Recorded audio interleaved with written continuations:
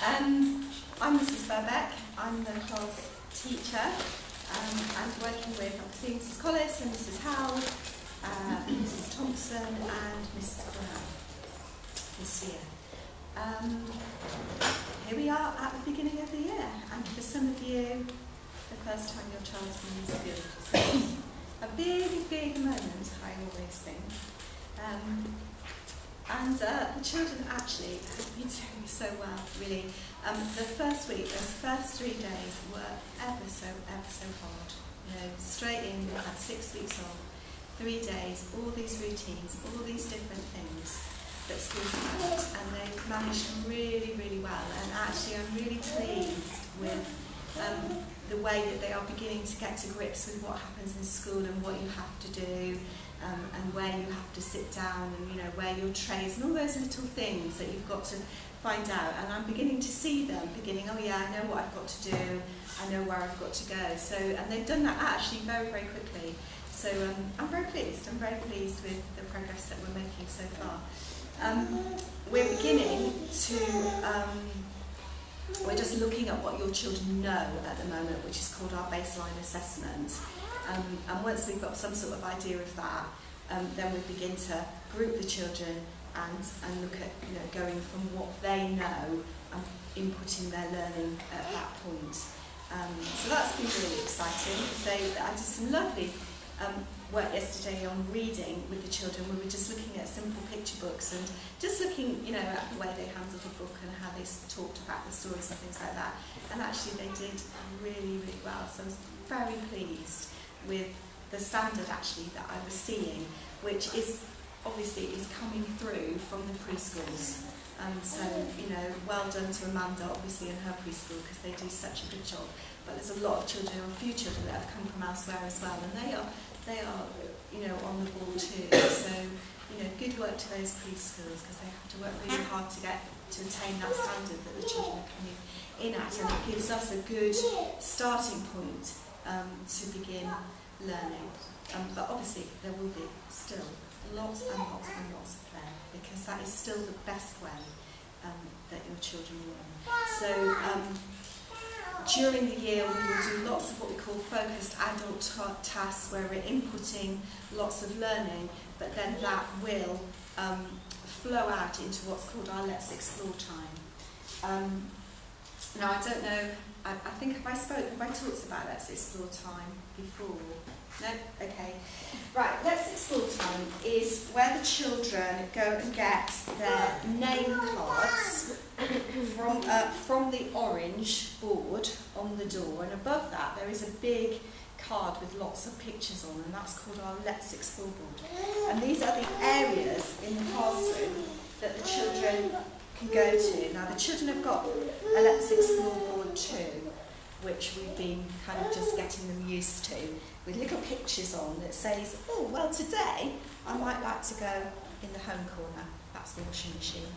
Or today I might like to go to the writing area, or the finding out area, which is a little light bulb. So all these areas are set up, or it might be the maths area. So all of these little areas are set up for the children to go and explore and play, and what we try to do is put things into those areas which are going to be exciting and stimulating, but are also part of the focus learning that the children have been doing with us.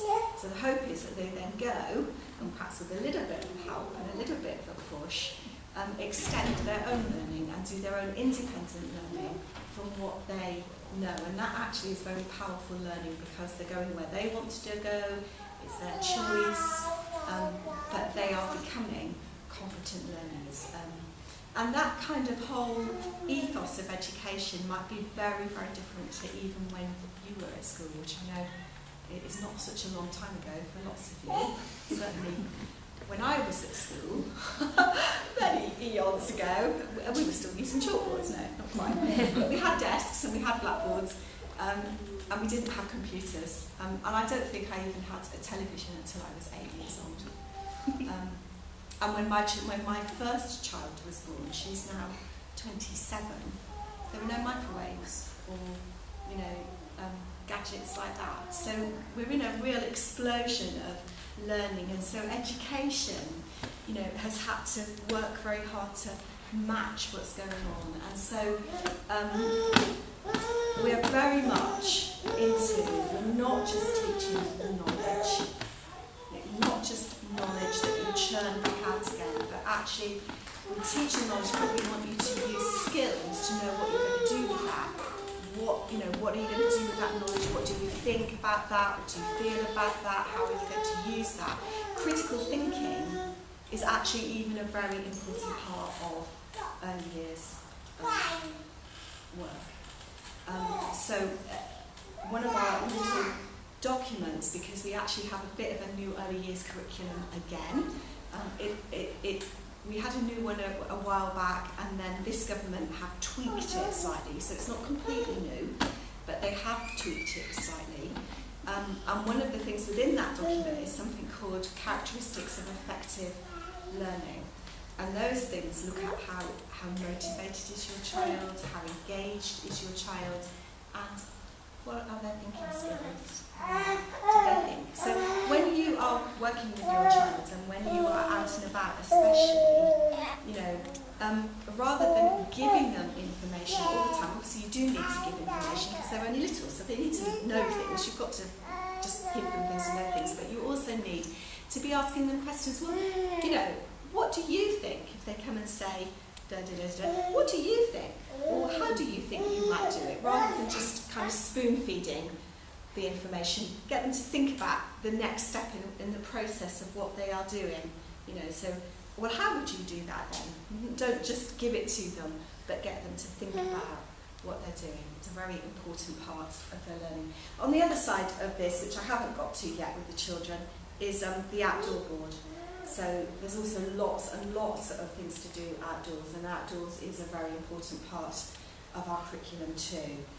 They are struggling a bit with that because I try to let only 9 children out at a time for logistic reasons, but also there are lots of boys, especially, if I just said you can go outside, they would spend the whole of their reception year playing basketball or riding on the bikes or running around the tyres. I wouldn't do anything else. So I have to kind of rein it in a bit, and they don't like that very much, but that's the way it is. Okay, so that's our let's explore and that kind of ethos of thinking. Now, this has come out of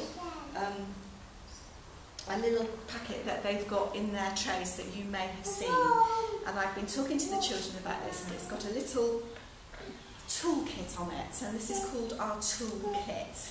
Now, all the way through the school, this symbol is used, and the idea of the toolkit is, again, part of that critical thinking.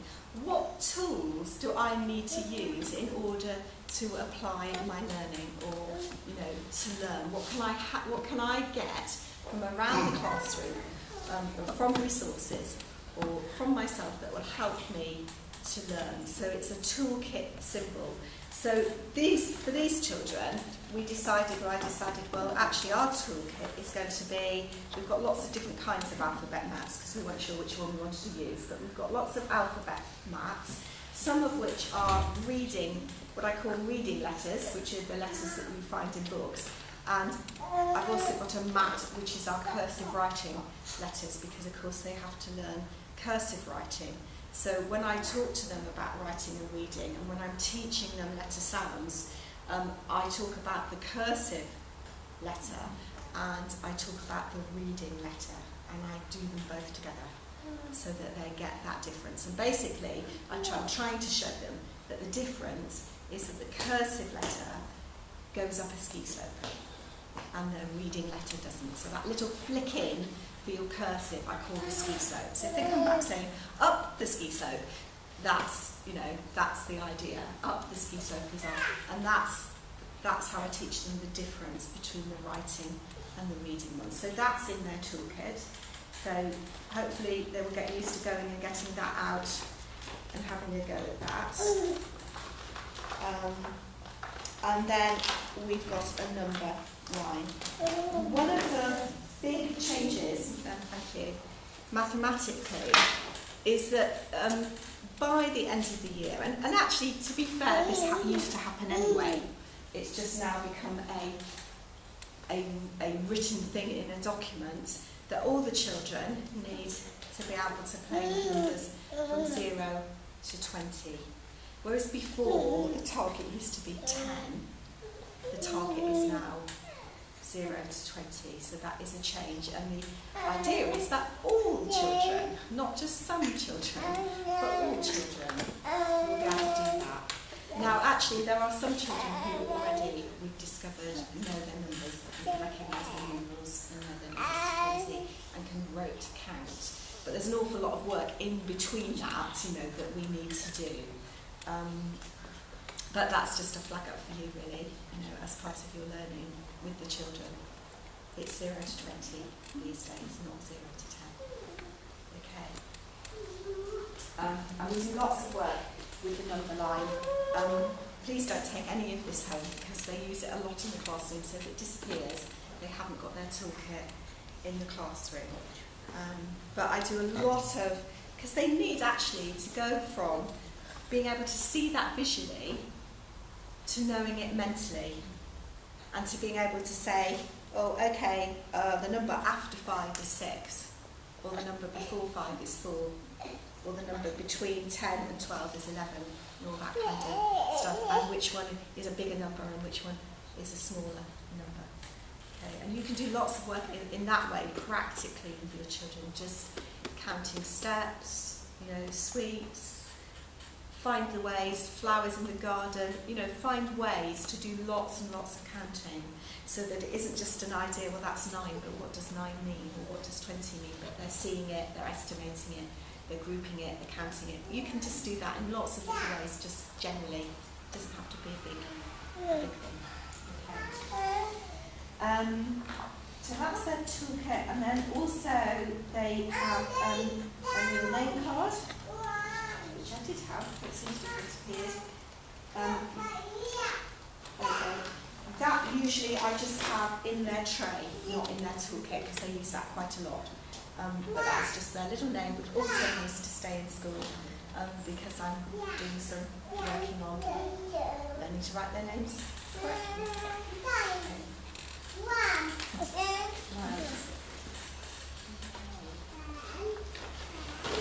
Now,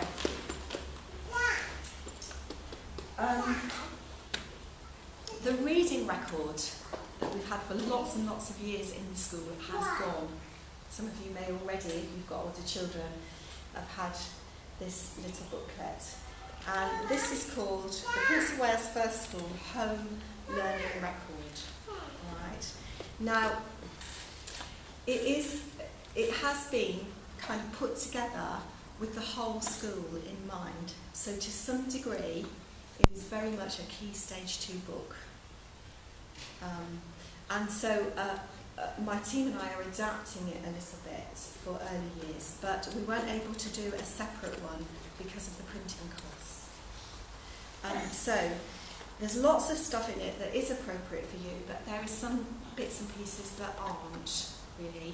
So I'm just going to go through it. But on the first page, you've got a photograph of our class charter, and you find that by the computers. If you haven't seen it, it's by our computers in the classroom, and it's the rights and responsibilities of the children. And I've got some little pictures in there, and things about our responsibility to be kind to each other, our responsibility to tidy up the classroom, just little things. But they are, and to be kind to each other and caring and share. So they are values and responsibilities that obviously I want you to talk to your children about. And I do operate, it does happen a little bit. Children have a bop at each other, don't they, and they kick at each other. It does happen. But I do try and operate a zero policy on that, a zero tolerance policy on that. So if they do that, I will find out, I will talk to both parties concerned, and I will find out, why, because often the child who's been hit has also done something back that provoked it in some way. But if the children do kick, if they do hit, if they do something like that, they just come out of whatever they're doing and they sit on the carpet and they have time out. And if they're in the garden, they come out of the garden and they have time out. then I allow them back again, which is fine. However, if they keep on doing it, then they just don't get to go in the garden for that day. It works very effectively. They learn very quickly, oh, actually, I can't do that. That also applies in the garden if actually they're not playing appropriately and they keep on not playing appropriately. Then they come in and they learn very quickly. Because we want all the children to be safe and happy. You know, that's the environment we want to create, and that's part of the children's responsibility towards each other. So any questions on that?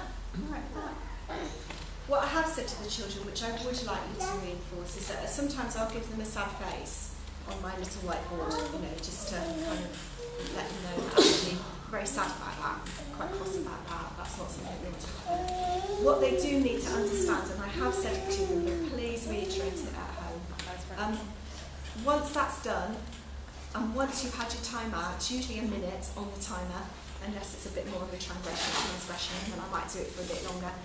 It's finished, it's wiped off, it's rubbed off, we're not cross anymore, it's a new start, it's a new beginning. And that's really, really important, you know, that our mistakes are not carried forward all the time, because that's just not fair. It's not fair for us, is it? Never mind them. So that's a really important part of our ethos, and a little bit of teaching on forgiveness, really. You know, that's how we run. Okay. Now, I'll come back to that. But going back to the reading, so I have been just doing very simple picture books with your children this week. Either myself and Mrs. Collis has had a quick read through, just had a look at what they've been doing, and they've just been looking at the pictures and telling us about the story. And those of you who came to my reading session at a preschool, you know, I cannot emphasise that enough. It doesn't matter whether the book's got words in or not. You must take meaning from the picture, and you must look at what's going on in the picture, because the picture is telling far more of a story than the words can at the moment for the children. You know, the language, when they're just learning to read, you know, the language is actually, reading language is very stilted, isn't it? Whereas actually the real story and the real excitement and joy of the reading is coming out of the book. So it's really, really important that you don't cover up the pictures or do anything like that, but you are reading the book. Now these books can be found in our library. They are white level books, and they can find in our library, which is through that classroom there, past the staff room, and then you'll find a little kind of square, which is the library. And these books are white level, and they are in a little box, not in a shelf, they're in a little box on the floor. It's your responsibility, this is your part, to go and take these books and read them with your child, okay? Now some of the books have got words and some of them haven't, and right now just take a mixture of those, okay? And when you are reading with your child, again I'm going to emphasise that picture, it's really, really important. But if it does have words, then talk about the picture, because this book, for example, called The Pancake, it's great, but if you were to just read The Frying Pan, you know, there's no context, there's no understanding, you know, what's the story about? If you just read that, it's not making any sense to your child at all, and it's not enjoyable. However, I would like you, when you start to look at the words, to make sure that your child is pointing to each word. Because one of the first things that they need to understand is that actually this is a line of writing and there are words in there. And they won't see that. They won't see that. Then it'll just be little black squiggles on a page. And it won't have any meaning or understanding at all. So actually one of the first things we begin to teach is, look, that's a word, and that's a word, and that's a word. And so they need to start to begin to finger point.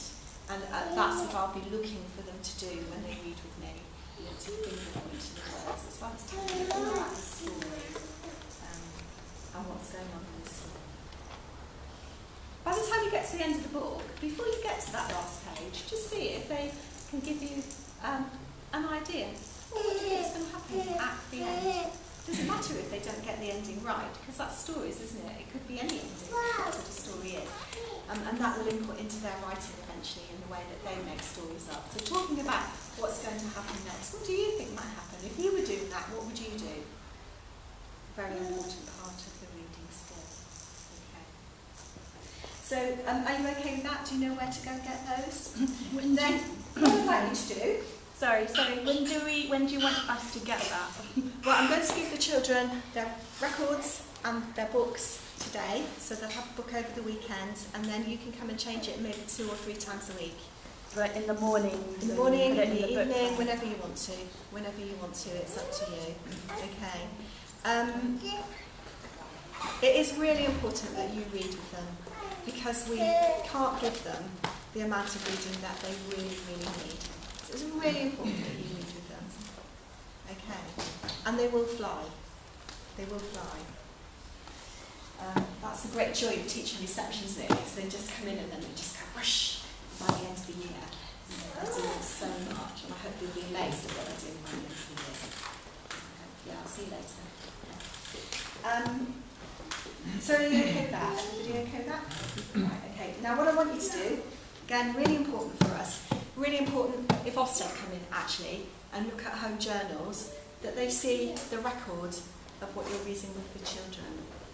And now this is where it's gone a bit wrong for me with these reading records, because you've got this home learning bit for the week starting, and it says areas of home learning and activity Monday, Tuesday, Wednesday, Thursday, Friday and the weekend, and it's got this little thing called mathletics, which is actually our children don't do. So you can't make a comment on mathletics because our children don't do it, but it's in the book. Okay. You might want to kind of write in what they've been doing, maybe if they've gone to a club or something like that. You might want to do that, but don't feel obliged to put lots of things in there, because this is also about homework higher up the school. So yes, it would be nice to see, perhaps, if you've done something that you want to tell us about, that would be great if you want to put it in there. But we're not going to see it every day. I'm only going to pick this up when I'm reading with the children. So it's not a contact book as such. If you need to talk to us about something, come and see us face to face, because that's much better, rather than writing it, because you can write it, but I might not pick it up for a couple of days or 3 days or whatever. So, but that would be lovely to see. Then what I've done here is we're putting a little blank page over the top here that just says my reading. And when I read with the children, I will, put a date in, say what book they're reading, and make a little comment down here, and then there's a little comment for here for you. So if you do want to make a comment about their reading, or there's something you're concerned about, you can put that in there, and I will pick it up the next time I read with them. Now, eventually, I will be reading once a week, certainly, twice a week when the timetable isn't doing other things. When we haven't got lots of whizzy other things going on, I try to hear them twice a week. Same book, but twice a week. So that's the plan. It doesn't always happen, but it certainly happens once a week that I hear all of the children read in a group. Okay? And that's called group reading, and is different to this. These are your individual books. I do something called group reading. Okay? And here is where it has changed for those of you who've got children higher up in the school. Okay. Is this all right? It's so much information, isn't it? Okay, stop for a minute. Breathe for a minute. I think if you don't, I hope that that's okay. But basically, use these books the way that you feel is appropriate. If your child's reading lots of books, and I'd love to see that, then just write it in home learning, because that's their home learning. Just write it in there. So just use them the way they work for you. And as you go higher up the school, it will change slightly the way that it works.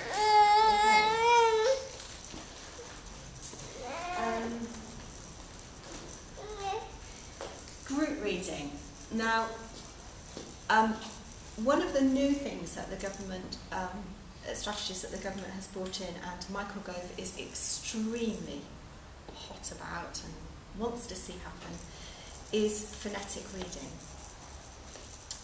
which we've always done, but there's been a real big kind of up here on it. So, according to Michael Gove, actually children don't read except by reading phonetically. So actually my targets for reading are all about phonetic reading, and they are not about comprehension, and they're not about reading for enjoyment, which is a nonsense, as we know. But phonetic reading is a very, very good way to teach children to learn to read. So we, last year, Mr. Farrington purchased lots and lots and lots of new books, which are lovely. They're Oxford Reading Tree based, so they've still got Floppy and Chip and Biff and Kipper, if you know those stories. They've still got those in. It's lovely. And do you know what? I've been teaching Oxford Reading Tree for 25 years, perhaps longer, and I still love them. I still pick them up and they still engage me. They're super. I love them. These books are phonetic readers.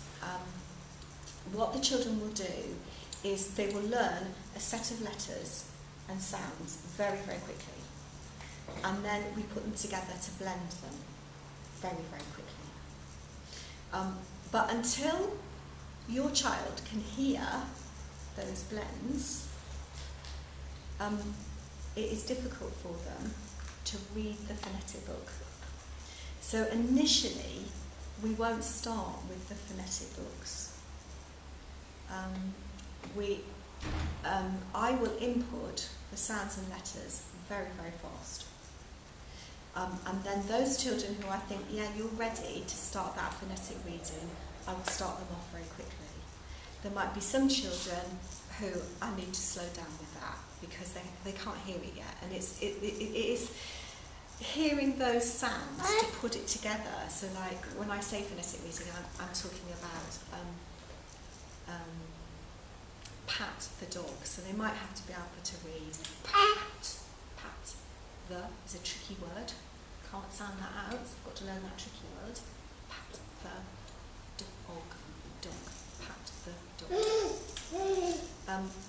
Actually, quite hard to learn initially. So, lots of work from you on I Spy.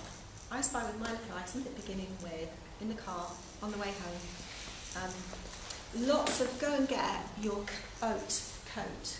Go and get a mug for Daddy. Oh look, there's a step.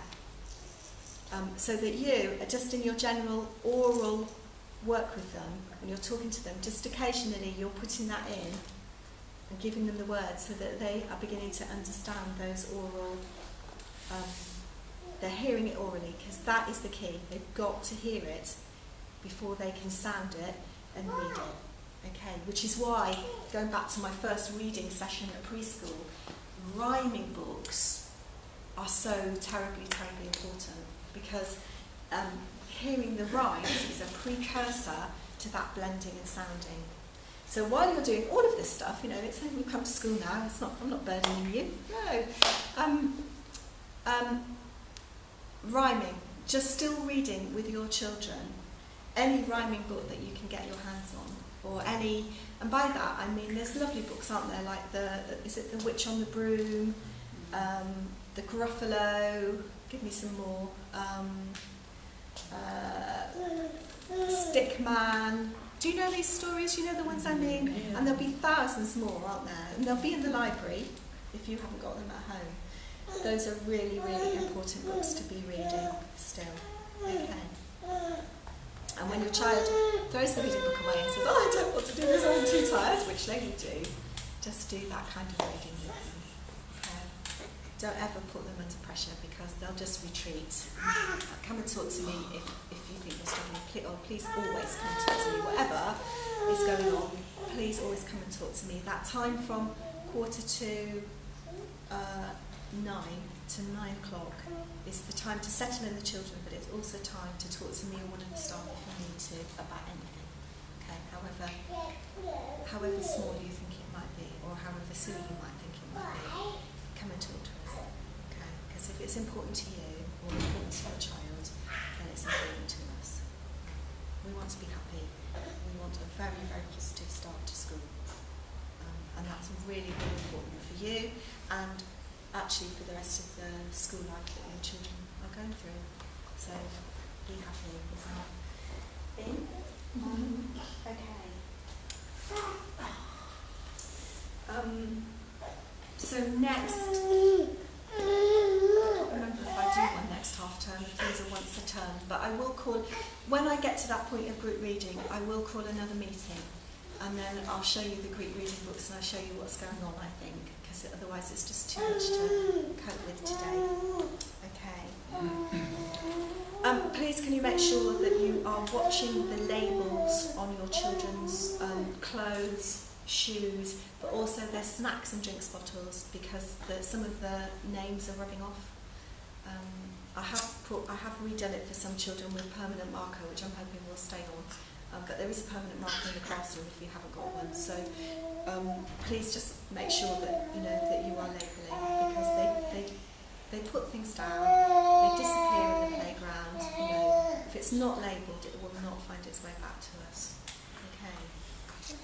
And our PE days are Tuesday, Thursday and Friday. Okay, that's when PE happens. But their PE kits stay in school, and every half term, is it half term or termly? Half term, isn't it? Every half term we send them home for you to wash. Okay. The other thing is, if you know that your child might be prone, might have an accident, or if they've started having accidents at school which they didn't normally have, it's just because they've got absorbed in something, or perhaps are a bit frightened to ask to go to the toilet right now. Please could you let us know and pop some pants and socks in their book bag or in their tray, but let us know they're there, because we buy pants and socks, but they just disappear, and often socks we just can't find at all. So if you think that might be an issue for you, can you just make sure that there's something in school for your child? Okay. Last thing, wow moments.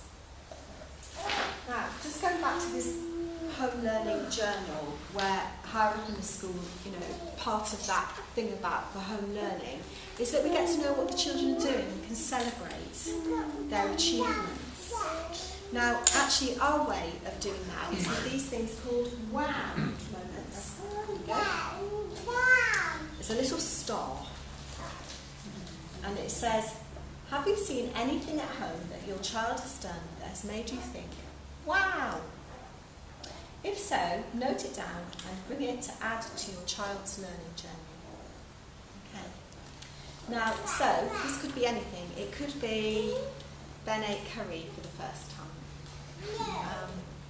Millie took the stabilisers off a bike.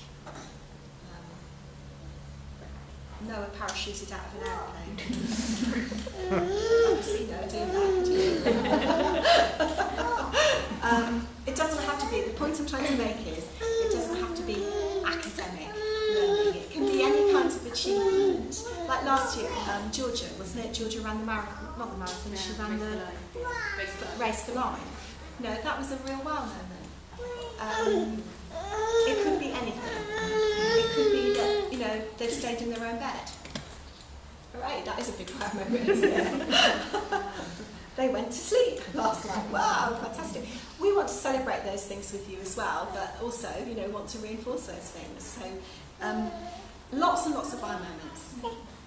Now these, what we tend to do with these is we put them up, when you come in through the door, that's that great big structure, we tend to put them up there so that they can be seen, but we also photocopy them and they go in your child's learning journal. Now the learning journal is a record, you probably know it's the same thing that you had at preschool basically.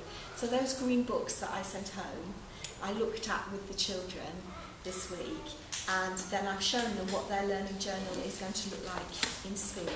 So they've got a blue learning journal in school. It is on video, so you might be able to pick up anything else or come and talk to me. They're blue learning journal stays in school, and we take photos and write lots of notes, and there's loads of stuff that goes into it, and these wow moments will go into it too, and it is a record of their learning and their progress, and I hope they're lovely. They take us a long time to do, but if I was a parent and it was my child, I'd be delighted to have them with those, because you can keep them, you know. At the end of the year, they come home and they're yours, and it's a record of their first year in reception, which is just super. It's just lovely. So we do our best to take lots of photos and write lots of things. And what we're hoping to do is, about every half term, is to have a morning when you come into school at 8:45, when those learning journals will be out on the table, and you can go and have a look at it with your child, and you can see what we're doing, and you can talk about what they're doing with them, rather than it suddenly appearing at the end of the year. You know, that actually, and it also means you can have a look at that, and you know, if there's something that you think, ooh, you know, you can come and talk to us about it. So we are hoping to do that every half term. Okay, so we'll let you know the date of that when we start to do that. Okay. This is the bit that I hate. Parents who know me will know that I hate this bit, because this is the bit where I teach you soft letters. I think I've already done it once, haven't I? I brought my cue card with me today, because I always forget. I get halfway through the alphabet and think I can't remember where I am. Soft sounds is part of the phonetic reading that we do with the children. So you might have learned the alphabet by saying a, b, k, d, f, g, h. We don't do that anymore. Okay? We take that hard sound off it and we make the letters quite silent. So here we go. Oh, actually, I've got to do the actions that go with it as well. Because we do use Jolly Phonics actions. So although I don't use Jolly Phonics as a programme, we do use the Jolly Phonics actions. So hopefully your child will be coming home doing all sorts of crazy things and you're thinking, where have they got that from? I did actually have a child one year, some of you may have heard this story. Her mother came in to see me one morning and she said, do you know what, Mrs. Burbitt? She said, so-and-so came home last night, and she said, do you know what, Mummy? Mrs. Burbeck is crazy. And I said, oh, did she? She said, yes. And I said, And she said, I said to her, why is that, dear? And she said, well, I think she's been drinking too much wine. So I have no idea what I've been doing. It wasn't wine. So, yeah, lovely. But we do some crazy things. And this is one of my crazy things, I think. Right, here we go. A, b, k, d, e. That's breaking then. So it's not f, it's. And that is an inflatable toy in the swimming pool using its air. G. Water going down the sink. Out of breath. E. Mouse's whiskers. Ch. Jelly. K.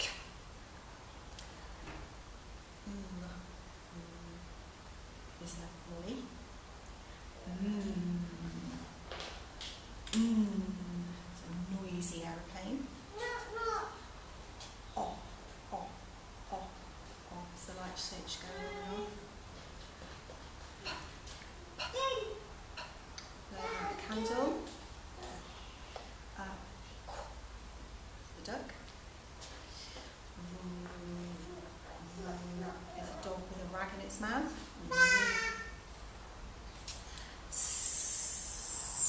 Snake.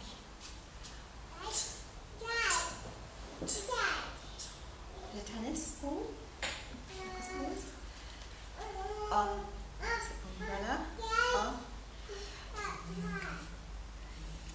Is a man. This one's quite nearly the same as half. It's quite a difficult one. Blow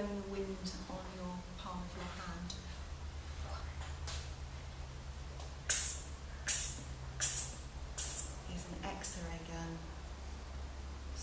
So if you think ox, x is the actual sound, x is the X sound, Reagan. Y for yogurt, and z is bumblebee. Okay. So I will be teaching the children those sounds along with the actions. Now it's on video, so you can go to the website if you're not sure, and you can look at what I've been doing, or you can come in and ask me, and I'll do it again for you. How stupid is that? Anyway. Sorry, can I just ask you, there wasn't a difference between the curly cur and the kicking cur? Because they're both sounds. Yeah. It's the sound that we're doing. So it's k. So it doesn't matter for curly cur or kicking cur. But I do say to the children when we're doing words, oh, that's actually a kicking cur. Yeah. And this is a curly cur. So I do make that difference in terms of the visual letter, but not the sound. Okay, the sound is the same. So that's castanets. That's the idea of that.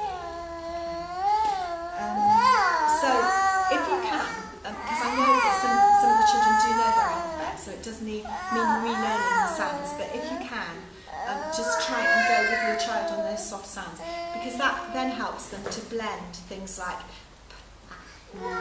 pan. They can hear it better, is the way that it works. So that's an important part of their learning. And last but not least, I think, and then if there's anything you think I've forgotten, those of you that are into this, please let me know. We would like to do a little bit more with our playground, which is at the side of the classroom. And we're looking to turn it into a bit of a Bob the Builder's yard, or junk modelling, and also to do a little bit more with water. Now, in the past, I've got lots of guttering in the shed, and I often put that out with the water trays, and particularly when it's raining, we put on our cagoule. We've got sets of cagoules and waterproofs, well into boots, and go out in the rain, and they love it. But what I'd like to do, and Mr. Farrington's got some ideas for it, I think, is maybe attach some guttering to our shed so that we can put it down into a water tray and the children can watch water running down, and we can have a lot of fun with that. But I need some help to do that. I need some dads, really, to come and do some work for me, if possible. And I also need materials. I don't know if we've got any electricians, but I'm looking for, I don't know whether they'll be able to get them, but we used to have, and the children love them. They're cable drums, I think they're called. Yeah. They're the things that they wrap the big cables around, and they love them because they can roll them and sit on them, and we can do all kinds of things with them. And I would love to get hold of some if possible. Yes, fantastic. That would be brilliant. A whole yard of them. I love them. That would be great. That would be great. So that stuff. We've got any milkmen. Because the other thing I'm looking for is plastic milk crates. Because we used to have loads of those and we had to ditch them in the end. But they are fabulous for building with and stepping on, and and the children have great fun with them. So if you know of, or if you can get hold of, and you think, oh, I'll ask my milkman, could you? And we probably don't have a milkman, do you? There's a milkman anymore. I have a milkman. Oh, do you? Too much information, really, isn't it? You are on the spot. Could you ask him? I'll ask him. Yeah, okay, that would be great. That would be brilliant. Yeah. I'll leave him a note because I'll put Yeah, yeah, that would be great. If we could just have, some plastic milk crates, because they're great for building with. Piping, cogs and wheels, pulleys and things like that, things that I can make pulleys with, anything like that. If you think, yeah, I'm the man for that, I could do that, I know what we could do, please come and see me. All right. But I might be sending out a note later on just to think about, other things that we might be able to do, and you might have some ideas for our little yard. Okay. I think that's it. Yeah. Can I just remind you about healthy snacks, fruit, they can have a yogurt at playtime as long as you provide the spoon and they know that they've got to put it somewhere safe. Some children, I think, have had some breadsticks in a dairy triangle because there are a couple of children who really will not eat fruit. But I don't want them to go hungry at snack time. But if they will eat fruit, and there is fruit in the classroom, I'd much prefer that, and Mr. Farrington would prefer that, because the snacks that you get from Tesco's that are under the healthy eating banner often actually still have quite a lot of sugar in them. So we're trying to get away from snacks with wrappers to fruit. There are obviously raisins, but not nuts. We can't have nuts in school in case there is a child with allergy. Okay. Over to you. Can I just grab a captive audience very quickly? For my sins, I'm secretary of the Powser fundraising, which is the school fundraising. We're always looking for new volunteers. We normally meet once a half term. The AGM will be in school, but other than that we meet at the pub, so it's quite relaxed. We're not cookie, we don't make you do stuff that you don't want to do. So we have a core of people, which is pretty much the people on the committee that turn up once a term. Once every half term, sorry. But we also have a whole other sort of chunk of parents who keep in contact via email. So if you want to give us your email address, we can kind of send you out the minutes, keep in touch, and we can just kind of say, often we just need help on the day, so if you're able to help on the day but not able to commit anything more, that's great, or if you can just support us in any way, that is great. We've also got a little blog on the website, but it's right up in the top right hand corner called Powder. We're going to hope to try and make it a bit more accessible, because it's not somewhere you would look automatically, but we tend to sort of put there how much you've raised or what's kind of happening.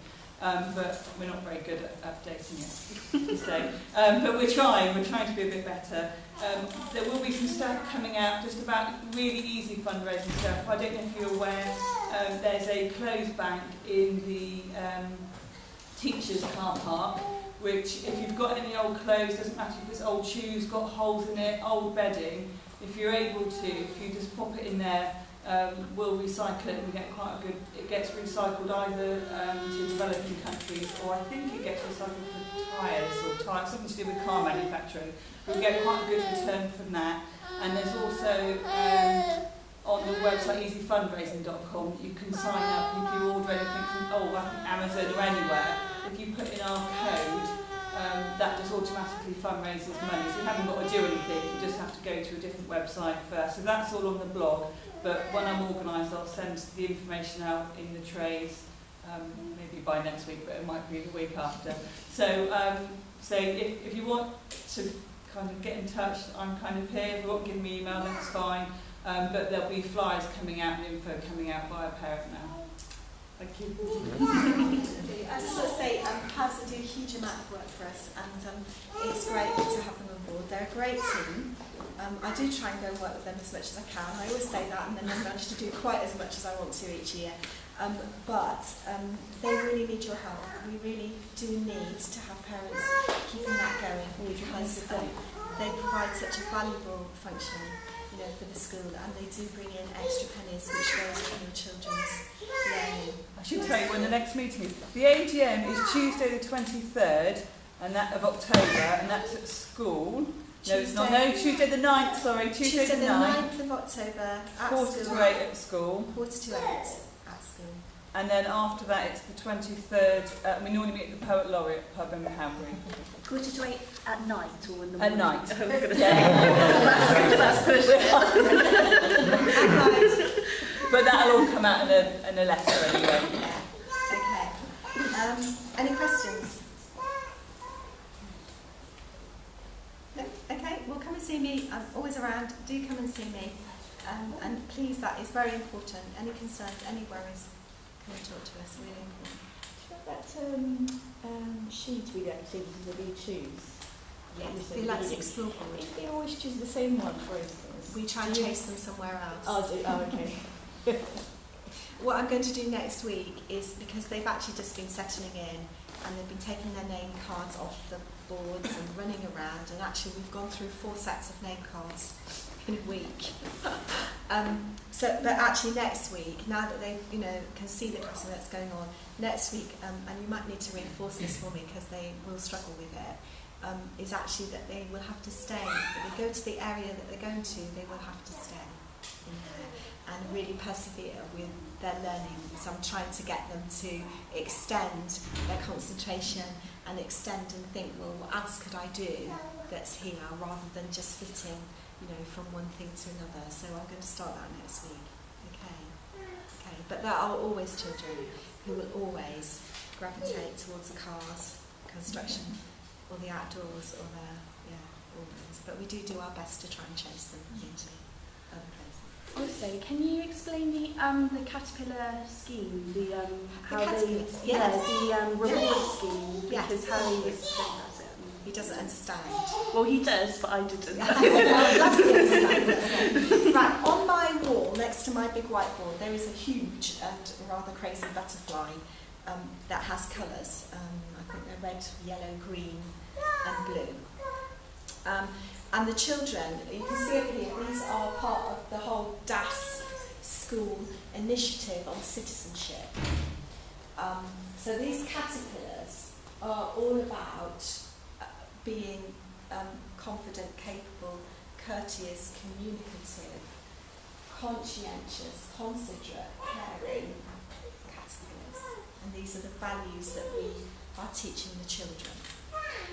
Now my butterfly with the caterpillars I use as a reward system for the children, and I don't just use it for just those values, but I also use it for sustained learning, good learning, well, basically anything, I will, just anything I can praise them for, we then move the caterpillar. So they start on the red, they go on to the green, the yellow. When they get into the middle on the blue, then that's a great hooray, well done, and they get a little piece of chocolate, which is just my little way of saying well done, which they love and they find highly motivating. And we do try to move them all the time. We have got a little list that we keep our eye on, but basically we use it so much that they should be getting a piece of chocolate fairly often. So if they're not, come and say.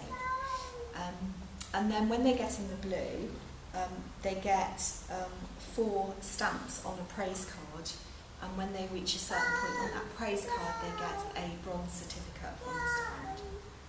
So it's basically just trying to build lots and lots of self-esteem, which is why I don't just use it for that, because for very young children, everything is important, isn't it? Everything that they do, is an important thing for them. So I just try and do it that way, and make it a very positive thing. Okay. Is that right? Yeah, that's great. Does that make sense? Thank you. Yeah, it's just Yeah.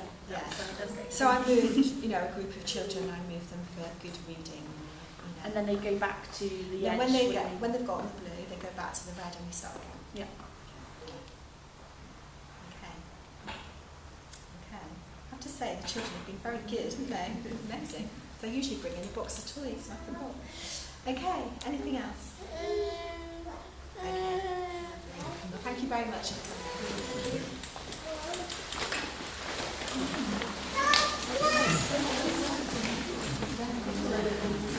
Thank you.